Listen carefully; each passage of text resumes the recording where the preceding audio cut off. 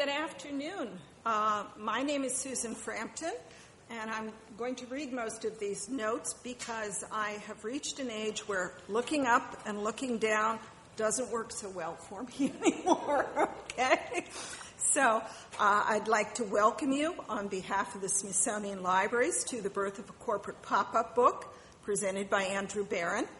This is the fourth lecture in our series featuring paper engineers and pop-up and movable book historians.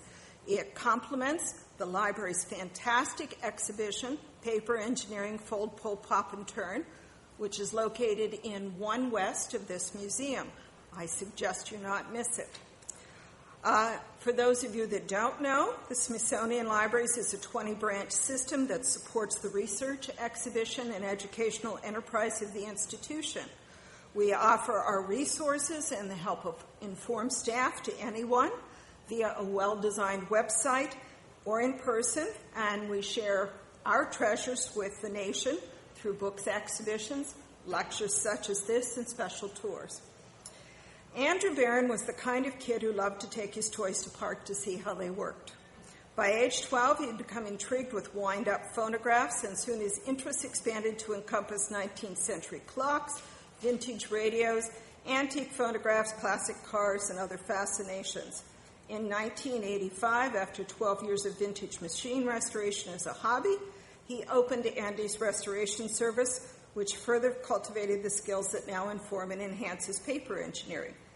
Andy brings excitement, attention to detail, and mechanical expertise to the world of pop-ups and cards.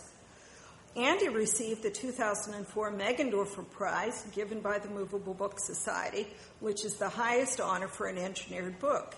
He entered Knick-Knack Paddywhack, Circus, a Pop-Up Adventure, Menopop, the Pop-Up Aesop, and Birdscapes, a pop-up celebration of bird songs in stereo sound, which, unbeknownst to me, I bought and donated a copy to Cooper Hewitt, and I don't think I knew you had worked on that, Andy. His advertising work includes a Scion XD pop-up magazine insert for Toyota and special event pop-up invitations and holiday cards. Thanks to the generosity of Acuity Insurance Company, at the end of today's lecture, we will have a drawing to give away 6 copies of Acuity's storybook here. That's at my feet, so make sure you've got a ticket.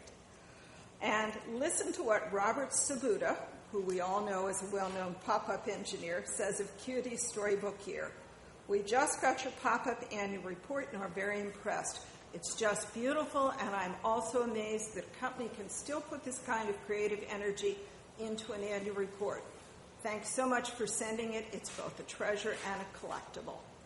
Please welcome Andy Barron.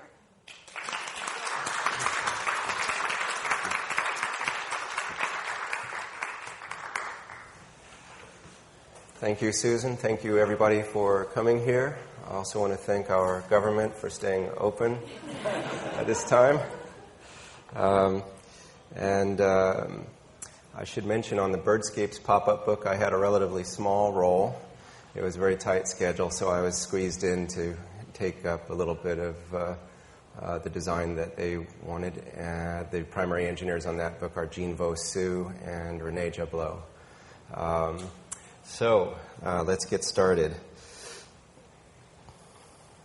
For about the past year and a half, I've been involved in one of the most unusual and interesting pop-up book projects of my career, and it was a great experience for me. I got to work with some world-class talent, and the result we're all very proud of. I'm going to talk to you today primarily about 3 things. One is, what makes this book different from most other pop-up books you've seen? Then we'll go into the creative process. Then, how are these books made? I'll wrap up by showing you some images of the launch of the book in February of this year. And we'll do our drawing after that, and we'll have a copy for you. For those that get a copy, you should know that this is a book that you cannot buy. You can't replace it if you lose it or give it to somebody and they damage it. It's not available in bookstores. It's not available on Amazon.com. Part of its story, why that is, you'll learn here in the next 3/4 hour. Before we go into the creative process, it's important to understand what I do. And occasionally at get-together, somebody will say, "Oh, and what do you do?" And I say, "Well, I design pop-up books." "I've never heard of that. You mean you draw the pictures?" "No, I'm the paper engineer." "Well, what's that?" And I have to explain that I create the structure. So I'm the person they call in when they need to get somebody to turn a 2D image into a 3D design. There are other jobs that the paper engineer does as well.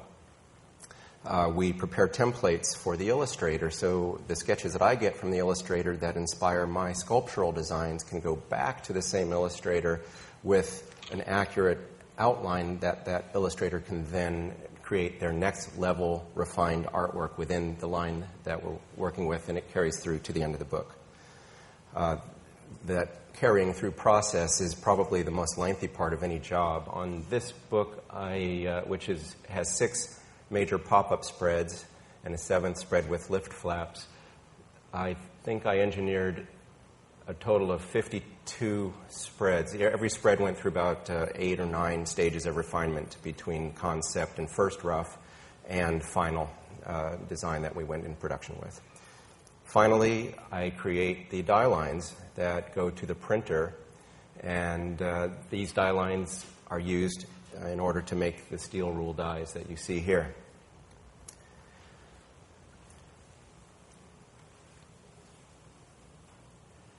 Pop-up books in the corporate world are relatively few and far between. Primarily, we think of them as children's books. And if you look at this slide at a glance, what strikes you as being different about the two?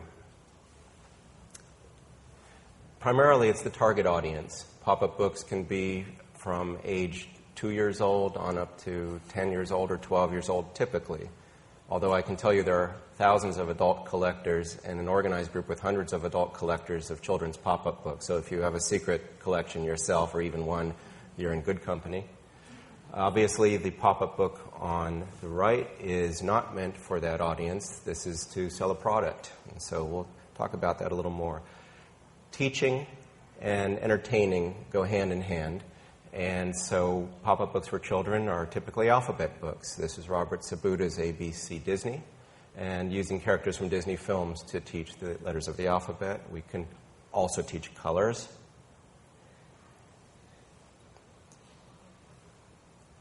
Counting. This is the final spread from that counting book. It's a great way to keep a child engaged and make learning a really fun experience. There are even pop-up books that teach people how to make pop-up books. This book is by Carol Barton, who's sitting here today, and I believe it's also available in the museum gift shop. This is a very high level of design of a particular kind of pop-up, and available in 2 volumes if you really want to get involved. Now we'll look at the corporate side of things. This is a 1995 Chrysler pop-up book to sell the minivan. Target age group, 25 to 35, probably in that range. Great opportunity to use paper engineering to demonstrate features of their vehicles. This is a pop-up book that I team engineered for Sony Ericsson, and this was to capture some of the younger market for cell phones. They were competing with Nokia, and they had an image that they wanted to develop with a younger group. This is a European production and has a European sensibility, so it's a little bit different. Here's a couple of shots of the inside. All of the cell phone models in this pop-up book are Walkman models and have music one way or another. On this one, the idea was that you have a camera telephone here, and on the actual book you can slide out the paper that exposes the lens, and the idea is you can take a picture and send it to another phone or send it to a laptop computer, make postcards, and so on. Now we come to the subject of our presentation. This is a very unusual corporate pop-up book. It really draws on the rich tradition of illustrated children's books and really makes a statement. We can be commercial, but we can also be very warm and accessible and inviting at the same time. They did not want to put out something like this. They wanted it to stick around a little while. I'll tell you briefly about Acuity. They're a mutual insurance company based in Sheboygan, Wisconsin. Also, Dufour Advertising has done the design work on the Acuity annual reports for about the last dozen years. And Dufour Advertising, in turn, hired me as paper engineer to create the pop-ups. A good starting place was to see what were the other annual reports like. I need to know where we were going. I want to know where had we been. So here are some of their annual reports. This is the 2006. Behind the embossed paper cover of the LP record are the pages of the annual report. 2008. This was the report from the year before the pop-up book. Imagine being an agent and receiving one of these and opening it and seeing that. Wow. And under the pepperonis, it's 2 a.m. and we're still working for you. I really like a company that thinks out of the box. In this case, in and out. I want to introduce you to my creative colleagues on the Acuity Storybook year. As director of, this creative director for Dufour Advertising, Drew Forrester has really been the primary creative force behind the annual reports that you've seen. And the decision to go with a children's-style pop-up book was really quite a departure from the modern graphics of the Sony Ericsson or the Chrysler book. It would require an accomplished children's illustrator. This is very different from what they had been doing.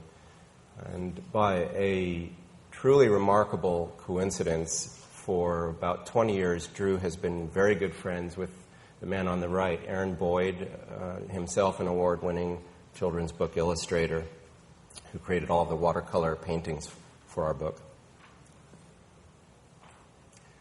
So we then come to, what is the subject going to be? It could be a counting book, which would give great opportunities to show impressive figures. Something could be certainly done with an ABC book or fairy tale book. Ultimately, it was decided to go with nursery rhymes.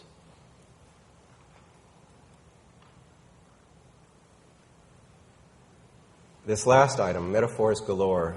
For an insurance company, what better construct than to put Humpty Dumpty back together again, or to help Jack get safely over that candlestick. So we had a lot of fun opportunities to play with nursery rhymes in this book. Before we get into the creative process, I want to say something about the book. Pop-up books, in general, they're ephemera. They've been around for hundreds of years. We don't think of them in books that were made in the last century or so as something that was really meant to last, and they usually don't, and that's what makes antique pop-up books so rare and valuable. The exhibition here, Fold, Pull, Pop, and Turn, in the same building, has a showcase of about 50, is that right? Pop-up books going back over 500 years. And they're real treasures. And as Susan said, you'll want to check that out if you haven't.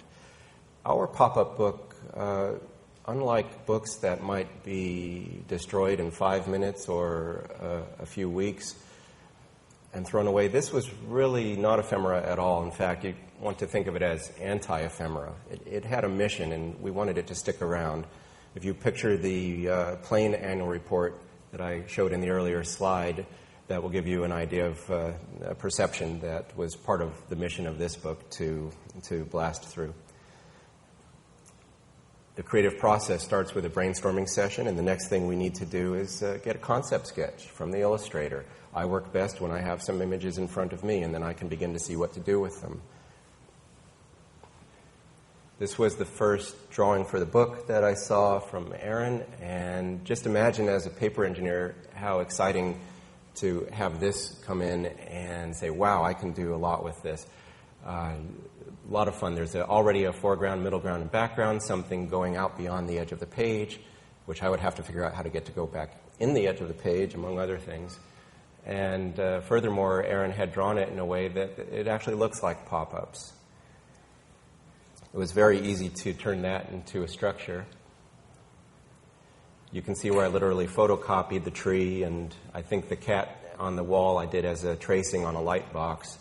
And I'll constantly size things up and size things down. I'm really creating an environment that I want people to be able to hold up and peer into and imagine themselves in that scene. And scale, proportion, space between pieces, positive and negative space, it's all a very important part of making that a success. This rough mock-up that you see on the right works in that when you close it, the cat drops down and the backgrounds come forward.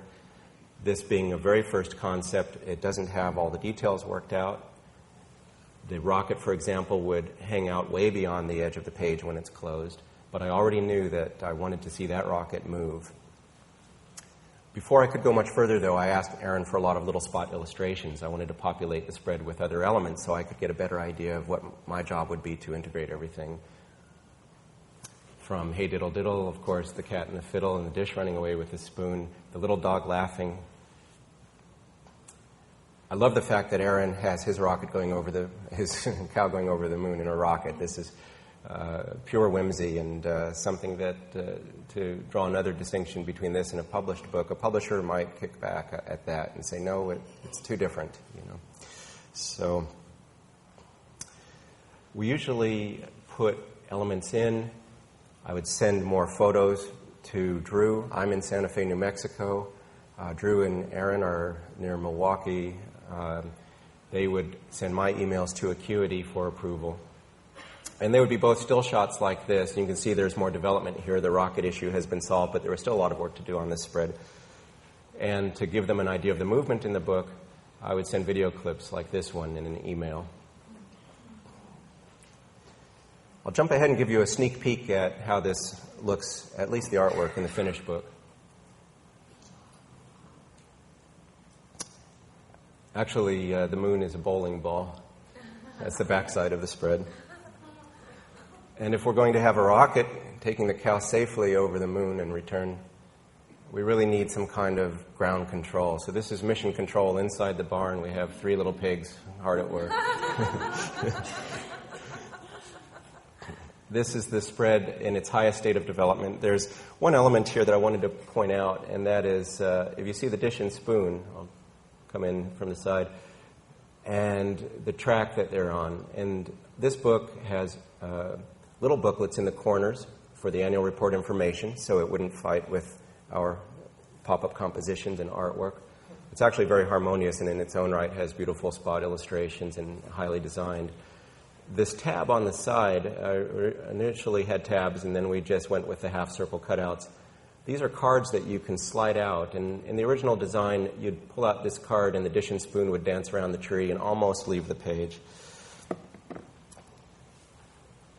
This is the next spread in the book, Little Bo Peep.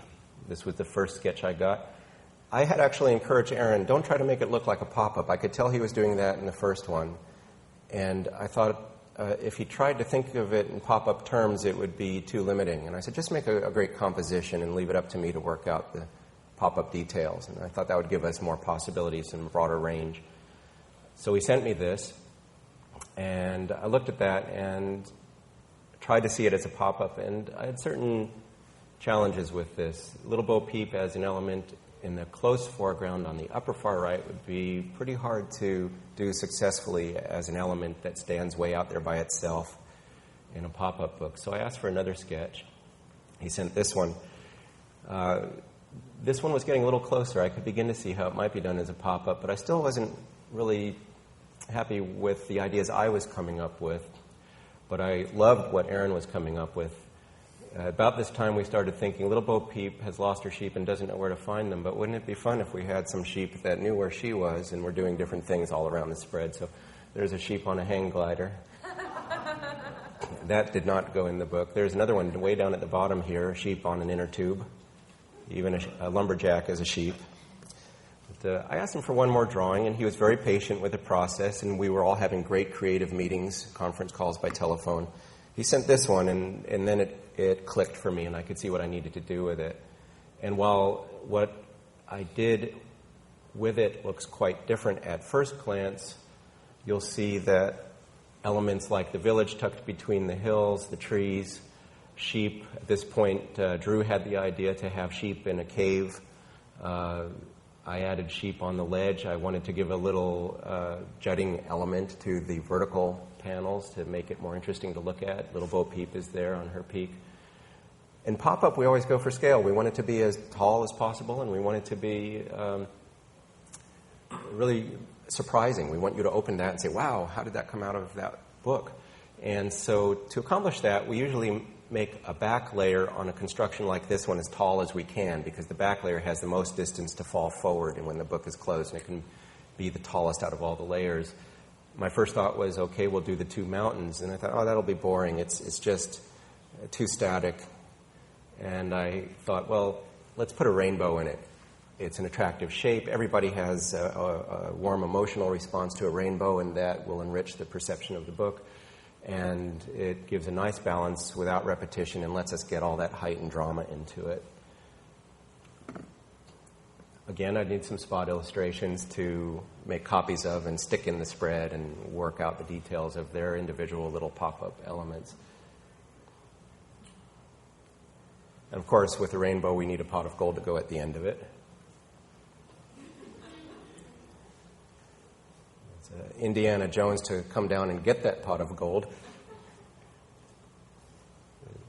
This is a reference, I believe, to the Von Trapp family in The Sound of Music.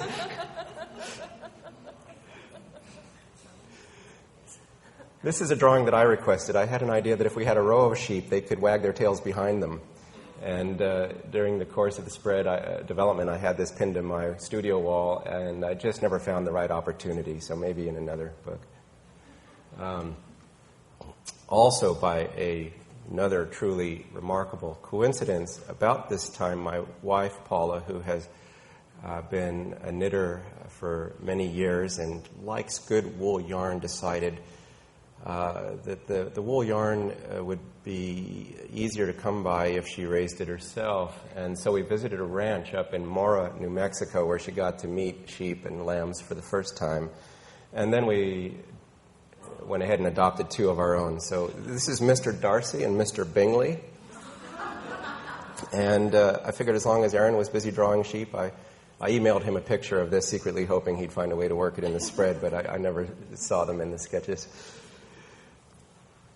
Getting back to the concept drawing, with all the elements essentially in place, and to show you how an image in what I can see in my mind can become something that I can make with my hands that will function and serve the purpose of the job.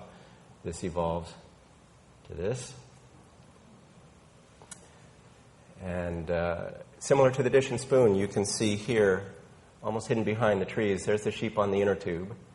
And this spread had an action where when you opened the spread, it didn't rely on sliding one of the cards out. When you open the spread, the sheep would glide down the river automatically. Another thing I'll point out is this ridge. Can you make that out right near the top of that peak?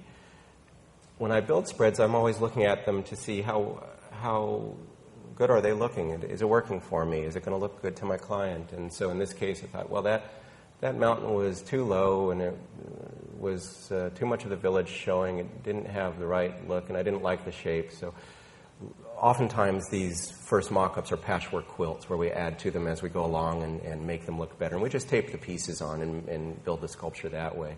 This is something that's very much in the fluid state. Another thing I didn't like on this first mock-up was the large blank area here.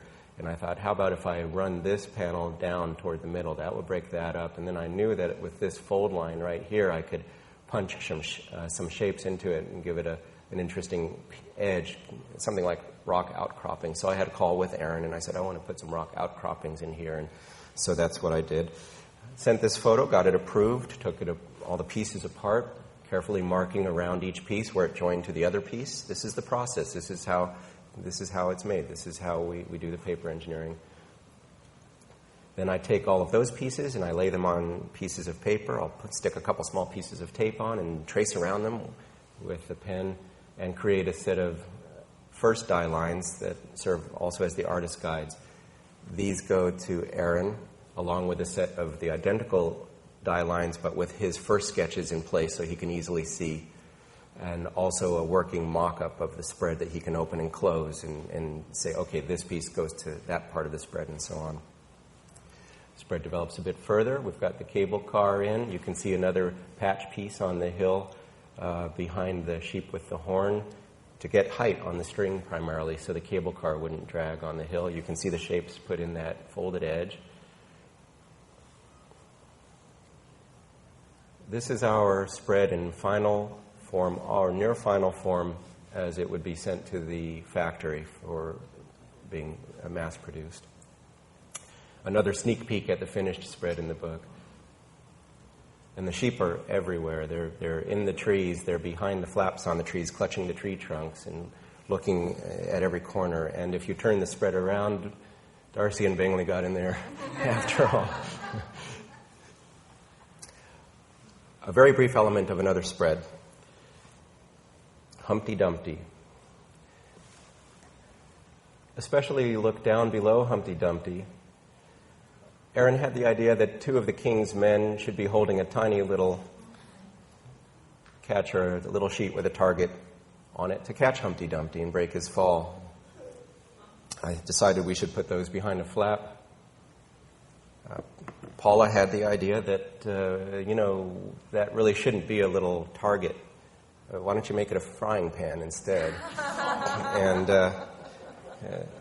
this is something we probably wouldn't do if it were a conventionally published children's book.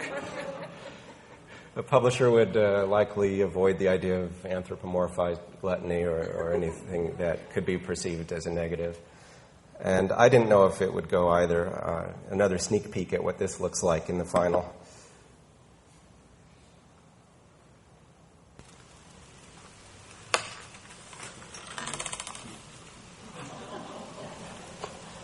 And the king's man on the right has is pointing into the skillet saying, right in here, buddy.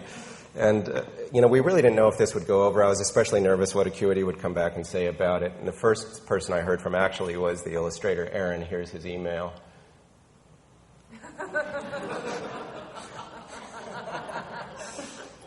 So just as we were having fun with this book, and about 2/3 of it was engineered and approved, an unforeseen event was unfolding.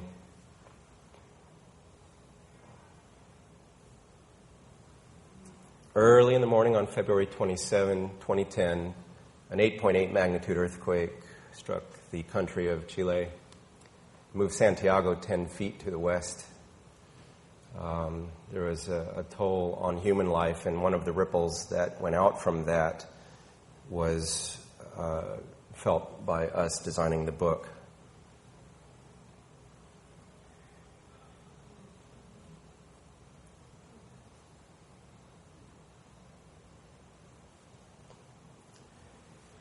This resulted in about a 30% increase in the cost of the book from the printer.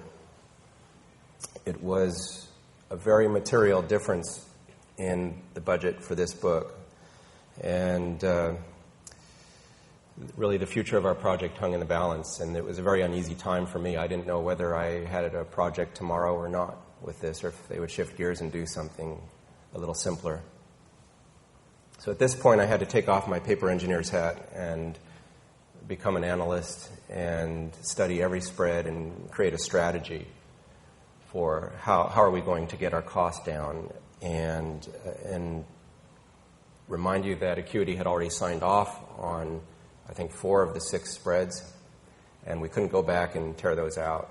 And so there were various ways that I approached the issue, and had a number of meetings with Drew Forrester, and together we made the decisions on what to do.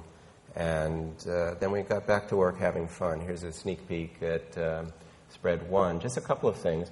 On our spread 1, as you'll see later, there's a large ball that turns, and activating that ball is mechanical hardware. It's all made out of paper, and we don't normally see it. On the left side, you can see the lever. This orange strip is what turns the ball, and it's contained in a hole in a vertical element right here that's mounted to the page.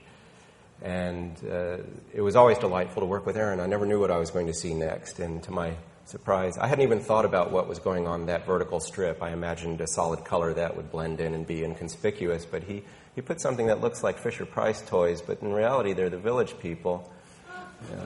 You can see the policeman at the top there, and the SS Minnow from Gilligan's Island. The dominoes on the lower right, the 8675309 from the Tommy Two-Tone song Jenny.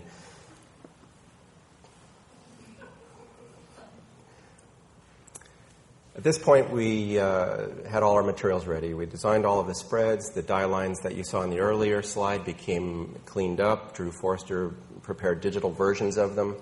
We marked all the areas where one piece would glue to another. We sent instructions to the printer. We sent our die lines to the printer. We sent our artwork to the printer. We sent complete working sample books to the printer, and the only thing remaining was to get me over there. This was about a 30-hour trip from my front door to the hotel room in Hong Kong. And once in Hong Kong, the following day, getting through mainland immigration and a ferry all up most of the length of the Pearl River to Guangzhou, China, where the printer is located. Right away, I got that familiar feeling that I'm no longer in Santa Fe. Images like this. Not unusual at all to have 2 or 3 propane tanks on the back of a motorcycle. A lot of China in the cities is on 2 and 3 wheels and large trucks. They all share the highways together. There's an image that I took actually on a previous trip, but a very common one, where you'll see 3 or 4 people on a motorcycle. Arriving at the printer, Topan XL was selected because they're really the premier pop-up printer of the good options that we had. There were really only 5 or 6 printers that specialize in pop-up books worldwide. It's a very tiny niche of the industry, and there are only a few companies that really have the capability to do it and the experience to do it well. Topan XL was certainly among the best. I got there and met my liaison, Eric Lee. He's a department head there. He was a very warm and very kind-hearted person. He was my translator. He showed me around. He gave me a tour of the plant. He knew all phases of the production. It was really, I felt like I was in very good hands and had made the right choice. Most of the time I spent on this trip was with the technical team, and we looked at the first proof dummies that they were making. And I can tell you, after building 52 spreads over the course of a year, what a tremendous relief it was to have somebody else build the book for a change, and then I could comment on that. And my comments turned into notes so that they could make all the little corrections. This would be a very laborious process to do if we had to do it by email.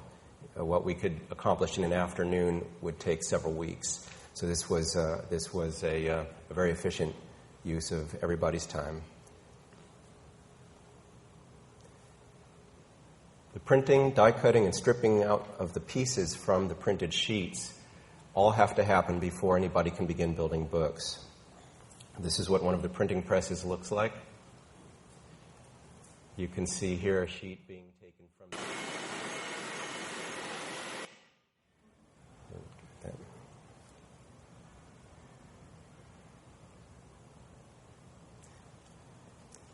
Printed sheets stacked up. To give you a sense of scale, this stack is about 4 feet tall. The die lines that I prepare become steel dies that go in a die press to stamp all the pieces out. These are like little cookie cutters, all embedded in a wooden panel. There are hundreds of pieces in the book, and this is the most efficient way to cut them out. 1 sheet at a time is automatically fed through the die press. Then the sheets are taken about 20 at a time, and the pieces are pushed out of them.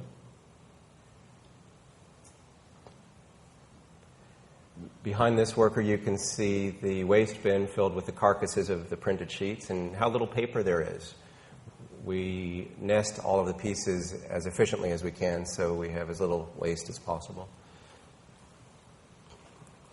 The pieces, after being removed, bundled and prepared for assembly. Remember the moon and the barn? There they all are. Contained so they don't tip over in great heaps, and then transported to another floor of the factory where they're sorted into the bins that go to the tables where the workers can build the books. It's only at this point that the hand assembly can begin, and I want to impress upon you that all pop-up books are handmade. There isn't a machine in the world that can be efficiently engineered to construct a pop-up book. It's one of the last really labor-intensive, handmade, mass-produced products that you can get. And I really consider them to be an endangered species. The publishers are having an increasingly harder time making their numbers work with pop-up books.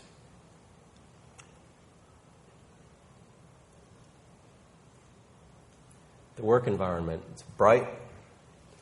In addition to being well lit, it's clean. There's plenty of air circulation. If you look at the top, you can just catch a glimpse of the ceiling fans between each row of lights. On the far right, you can see a panel that has a lot of pieces attached to it. These are all of the pieces for our spread 5, and it's sort of a schematic that they can have as a quick visual reference. Okay, this is part of that spread. And the worker on the far right is holding an assembled spread 5. They're almost entirely women. I would say I saw one male assembler. Many of these are locals, and many of them come down from the northern provinces, and they'll work in the printing plant for typically a year to a couple of years. The age range is 18 to around 30 for the most part, though I did see some older workers there as well. The supervisory staff, the technical staff that trains and oversees the production, mostly women. I think there were 2 men on that team.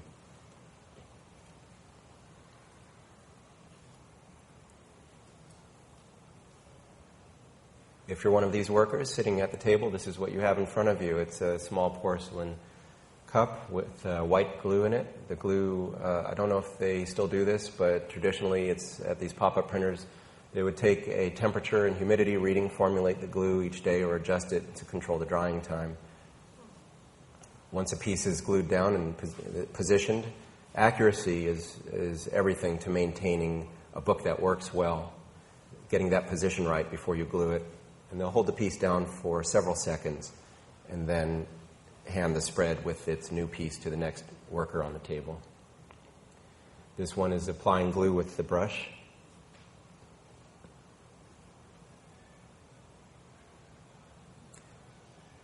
Note the date, November 25th.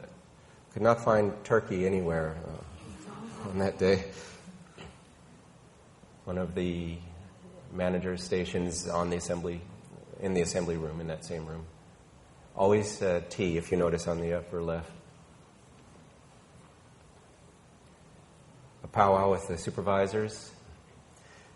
Part of my job while I was there was to look at as many examples of everything that I could see and bring to their attention anything that needed improvement. And this is Eric Lee on the right, who I introduced earlier as my translator, with 2 of the supervisors. There's some gluing operations that are very precise, and we cannot brush the glue. It doesn't make sense to apply the glue with a brush. It's not efficient and it's risky. In this case, we have a spread in the book that has a pond. It's Jack and Jill. The pail of water is at the bottom of the hill, and the large puddle has spilled out from it. We had clear acetate to give depth and gloss to the puddle. And the worker on the left is laying down a piece of the acetate over the opening in the page. And the worker on the right is using a silk screen to press glue in a very precise ring around the edge of that opening. The challenge of brushing it would be that you might get it out beyond the edge of the acetate piece. And that would be bad because a moving part inside the spread would stick to it. Also, it could squeeze out from the inside edge where the opening is, where the hole is, and that might get on the plastic and look bad. So where the operations are very precise, they prepare a silk screen. Another precision operation is tying the strings. And it was a concern of mine, and one that I communicated often to Drew and also on site to make sure they followed up with this. There are 2 elements in the book that have strings, and if the strings are too tight, it might pull and tear the paper. If they're too loose, the element will sag. The accurate cutting of the lengths and tying of the knots was very key. So this worker was specially trained, as they all are, to do their own jobs on this particularly high precision task. That's the Indiana Jones sheep that you saw earlier. This picture always reminds me of something that Robert Sabuda says, which is that the assemblers at the printer are artists in a very real sense of the word, and as important to the book as the paper engineers.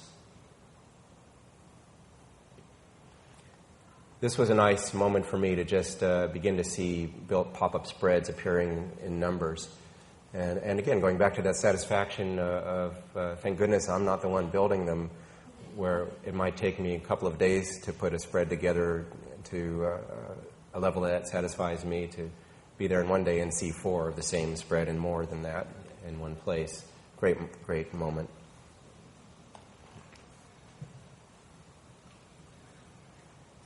And then, of course, back to my job.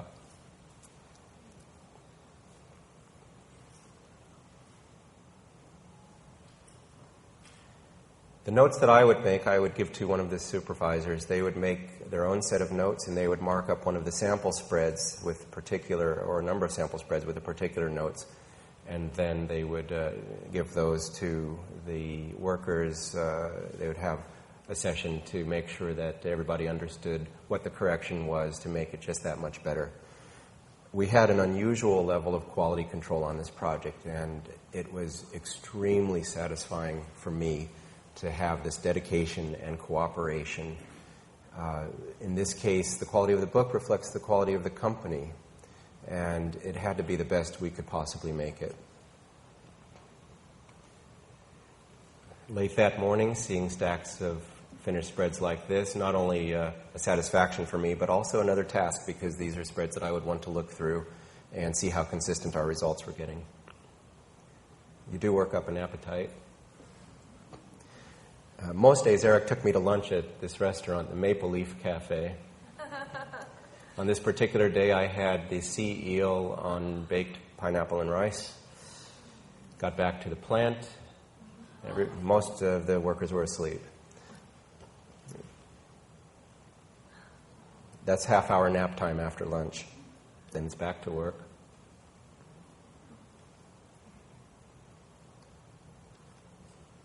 This worker is putting Jack in on the Jack and Jill spread. More documentation and note-taking for me, more communication with the supervisors. Eric Lee on the left, one of our other supervisors on the right, checking out some of the completed spreads. If you look in the plastic crate at the bottom of this photo, you can see dozens of finished spreads. After several days on site, my work was finished, and we stopped to take a few pictures. Now I'll show you the book.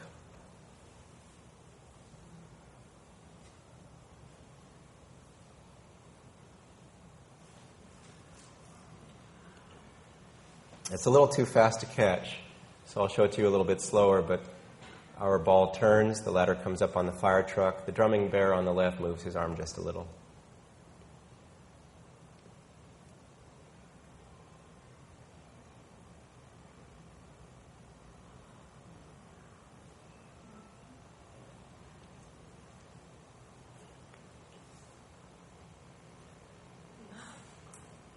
This spread has an idea that just popped into my head during a creative telephone meeting with Drew and Aaron.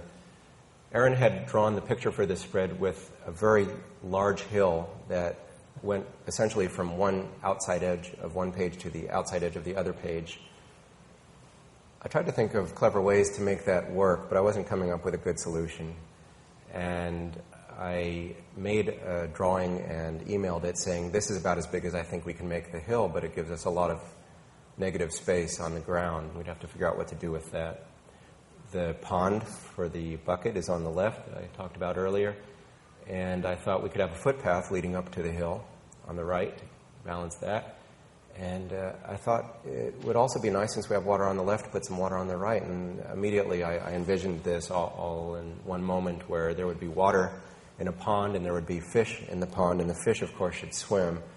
This next slide shows our creative director, Drew Forrester's favorite piece of paper engineering in the book.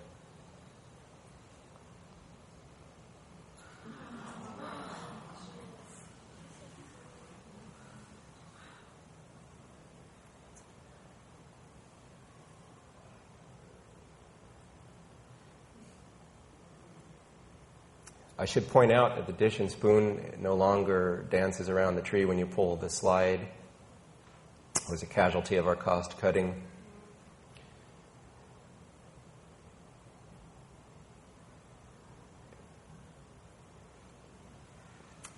Another one was the sheep on the inner tube. Instead of being an element that glides down the river by himself when you open the spread, he's printed on the page. It's a small price to pay to keep the look of the book, and each of those elements had a tremendous amount of paper inside the page. The fish swimming in the pond was a bit too precious for Drew to let that one go, so we held on to that. A couple of close-ups of our spread 4, climbing every mountain there. Well, this was a local joke. Drew and Aaron were talking to me on the phone one day, and we were tossing ideas around, and I heard them saying something to themselves. They were together in the same room, and I didn't quite catch it, but they were laughing. And one said, "I don't know if he knows what that is." And the other one said, "Andy, do you know what sheep's head is?" And I'd never heard of it. Well, in Wisconsin, it's a form of poker, and it's called sheep's head. So, of course, the sheep had to be playing sheep's head in the cave. This is my favorite piece of art in the book. The mountain behind the mountain that supports the cable car is a sheep.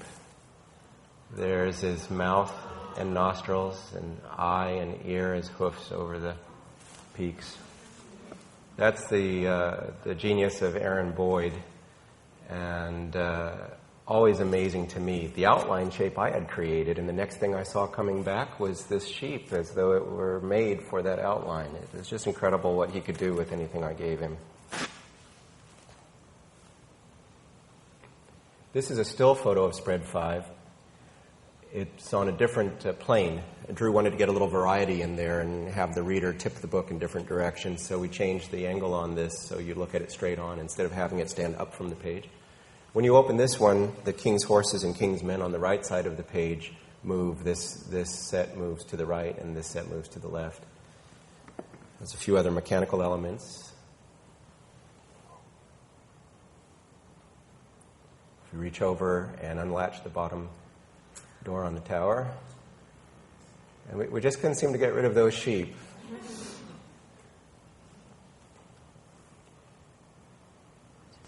Turn the wheel.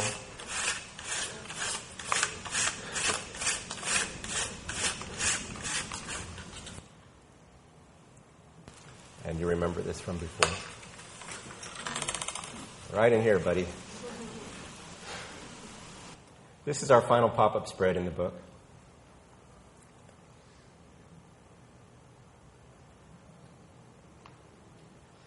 And again, metaphor. It's a great image to denote the healthy growth of the company and to cultivate it and keep it growing well.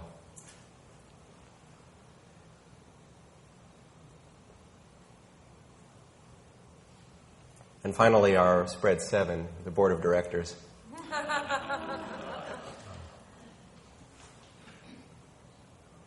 Seven of them here, and the rest are hidden behind the door and the patch on the heel, the shutters. I thought it'd also be fun to have the stairs something like I remembered when I was a kid watching The Addams Family on television. So they put the CEO in there, and so here are the other 5 members. And not to lose sight of the fact that on some level it has to be an annual report. So here's a glimpse of the booklets, the image on the left being the closed booklet in the corner of the page. This is just 4 of the 6. Did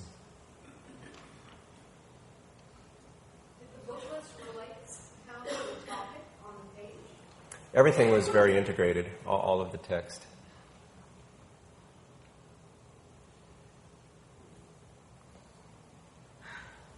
Remember the pizza box? This company has received a Best Medium-Sized Company to Work For in America award. And here they are serving pizza at the Acuity launch at 8 a.m., hot and fresh. And 630 people in the room to be presented with the annual report statements by the officers. On every chair as they came in, a pop-up book, a box of Girl Scout cookies, an envelope with gift cards to local theaters and restaurants.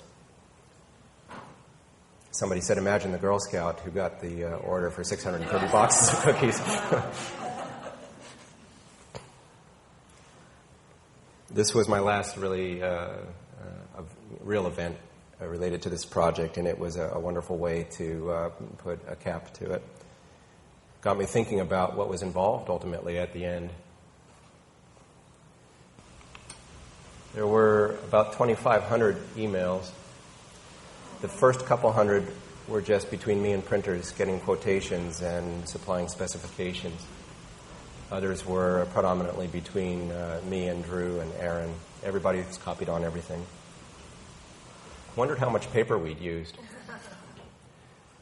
Well, if you take the printed sheets, there are 5 of them here. There were a total of 9 to make one book. If you put them all edge to edge, lengthwise, you have about a little under 23 linear feet of paper per book. It would reach all the way to the top of the Empire State Building, a little more than 352 times. During the course of the year, Darcy and Bingley became yearlings. And actually, we'll be sharing them in just a few weeks. In the end, it was a really wonderful opportunity to work with some world-class talent and make a new and ultimately very different pop-up book.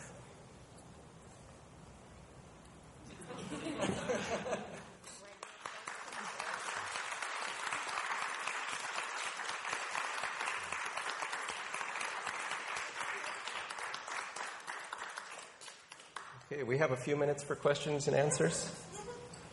Okay. All right. Well, what's the bottom line of the per cost for each one? It depends on the complexity. The unit cost of the book can vary from they're typically a few dollars to about $10 or $12 a copy. And it's part of the reason that publishers are having quite a struggle making pop-up books work for them. With the markups that they need to cover their bottom line and what the bookstores would get selling them, it's impossible for pop-up books to fit the standard formula. And those prices go up all the time. Not only the paper, but the labor prices in the Far East are constantly rising. The behind-the-scenes the slides are fascinating. Mm-hmm. Sharing that in the bookmaking process. Do you have the slides available?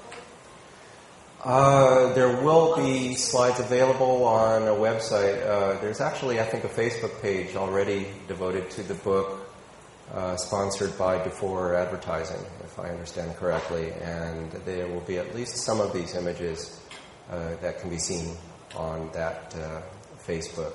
So this is being videotaped today and will be on our blog. Okay, so you can see all of those images again online.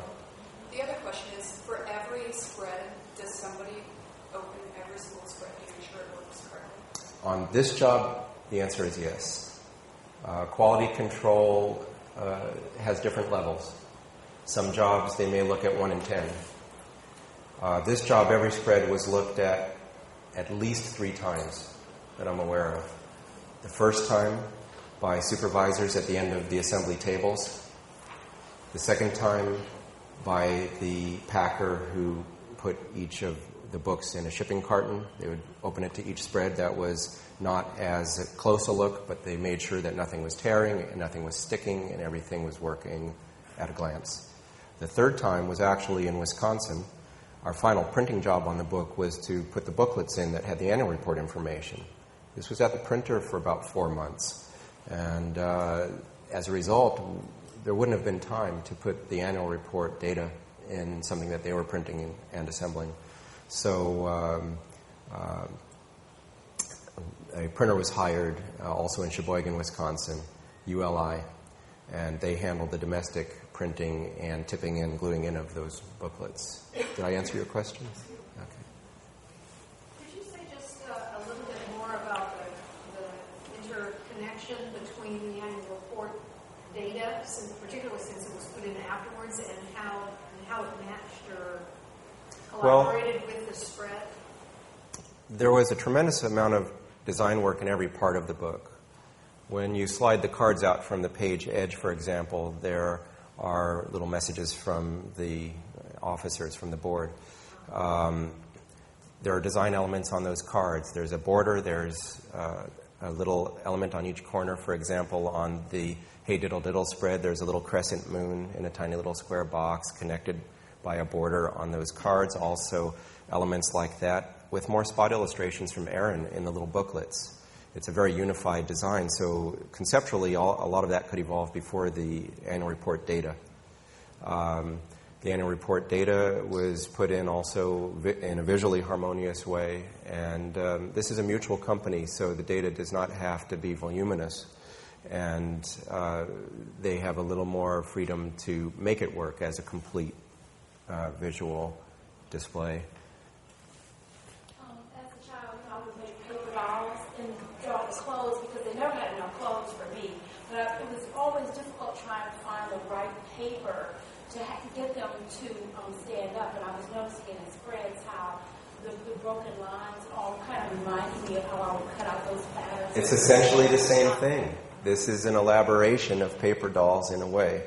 And the dash lines that you saw on the black and white early mock-ups are actually the die lines that turn into those steel dies. The dash lines become a blunt edge scoring die that just makes an impression on the paper to enable it to bend precisely at that fold, and the solid lines are for the cutting blades. The paper is what we paper engineers typically call 10-point. It's similar to a 100-pound cover, and pretty rigid. And so all of that works together the same as the paper dolls to make something stand up. And if I've done my job right, the particular element will remain standing, and you won't have to play with it. There are books, and have been for well over 100 years, that, and probably more than 200 years, that are paper dolls with interchangeable dresses. So it's a long tradition when you were enjoying them as a child. And the die lines themselves, I've got one sheet hanging on the wall here, and if you are interested, you can take a first-hand look. These are directly from the factory, 5 of the 9 printed sheets, plus 1 of the die films. The die line films were prepared, a different one for each sheet, and the one on the wall is the one that corresponds to the sheet directly below it, and you'll be able to see it's the same shapes. And you'll see those dash lines on that sheet. Has the paper industry, to your knowledge, been recovering, and is paper, would the price come down in effect in that direction? Not much. It's a little bit like gasoline. You know, we'll have a rise and a leveling off, and sometimes it drops down from what it was, but it always seems to go up higher than it comes down. Anything else? Yes? Last question. What was the atmosphere like in the room with people eating pizza and then opening? That's a great question, and it's a perfect one to close with. You could feel it. Let me put it that way. In fact, not just in that room, but the moment you walk in the door. This company it's a pretty special place. I think they've earned their award, and their director of communication says he wishes he could bottle it. It really is something special, and really a treat for me to be involved in this project with Acuity. Okay. Thank you. Anybody not yet? A raffle. One over there. That's Jeannie. I know who that is. I'll hang on to it, Jeannie. Put one in for you. If you don't have a number, raise your hand, and if you do have a number, we'll draw numbers. And Doug, you didn't. Yeah, no, but she got this. Okay. Well, we have 6 copies, courtesy of Acuity, to raffle off. Brett, why don't you come down and help do the honors and pick? This is Brett Blizzard. He is the Director of Communications for Acuity. So he came down for Andy's presentation.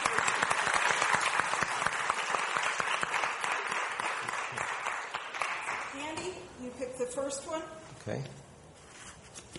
I'll turn them over and move them around, give it all Oh. a fair chance. Oh, one more. I have to do it again. Oh, no. All right. This one is... are the first three numbers the same on all of them? Or the first? Looks like. Okay. This would be a number ending in 28. All right. Oh, good. You got one.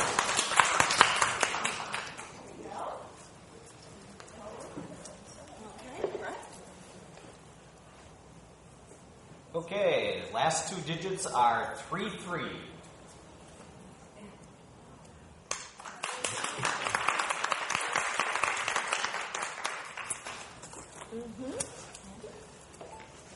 Before anybody leaves, I want to take a moment to just show you something with the last copy that we're giving away that applies to everybody who gets one. This is number 43. 43? Anyone? You got it. Great.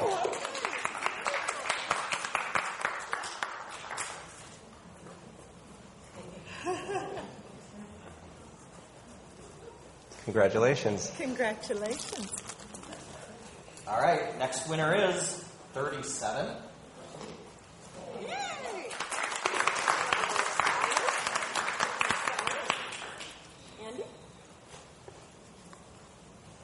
Okay, and our final book goes to...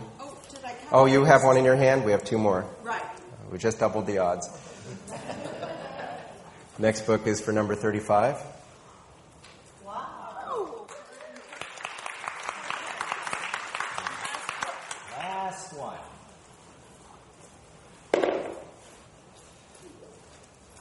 Okay, this is it. Number 34. Okay.